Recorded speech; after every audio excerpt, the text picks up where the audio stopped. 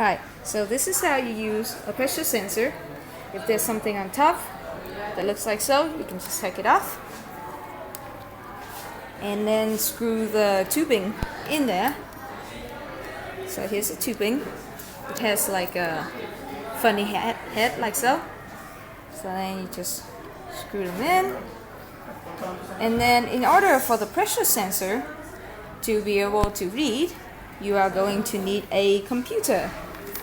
LabQuest computer. You can move closer. So all you have to do is plug your sensor in the LabQuest computer and it should work like that. I have a reaction that you have going on in here. Using the other end of my pressure sensor, I can push it in there, so then the air from my reaction will go through the tube, through the sensor, and then my computer should have a slightly different reading. Well, so let's zoom in here. So once you get all your equipment hooked up, you should be able to have an initial reading of 101.4, which is the atmospheric pressure, or the pressure of the air. So if you see that, that should be correct. Once you have that, you can start measuring any kind of reaction that you have in the tube.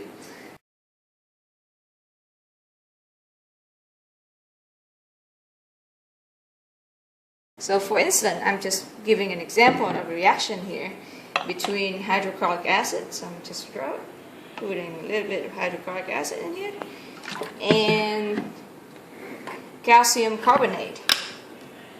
So adding a little bit of calcium carbonate powder in here, just like so.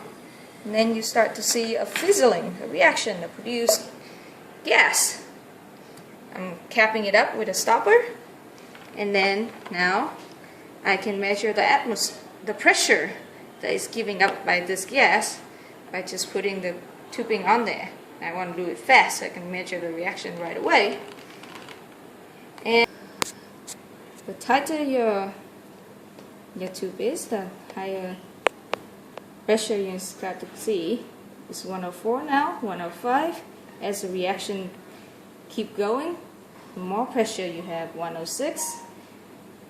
So you might want to say, okay, I'm going to measure the pressure at 30 seconds, and it will be 107.4, and then you would note down that number.